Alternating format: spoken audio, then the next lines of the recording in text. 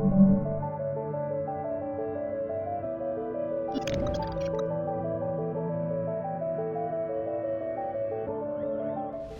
Wally from Black Dot Energy, and this is the technical maintenance training videos at WITS Junction.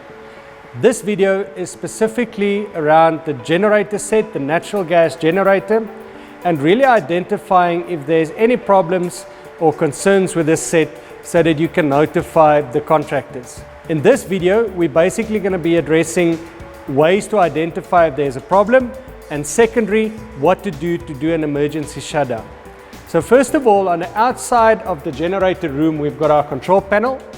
And this is also the control panel that regulates the temperature circulation or the hot water circulation to the tanks. So number one is this panel needs to be switched on. So if you've got a display, you know that the system is in fact got power and that it's functional. If there's any errors on this system in terms of a failure of the pump or an over temperature situation, this is the first place where it will be pointed out when these red lights are lit up. So that will be able to identify your first point of failure if anything is wrong with the generator.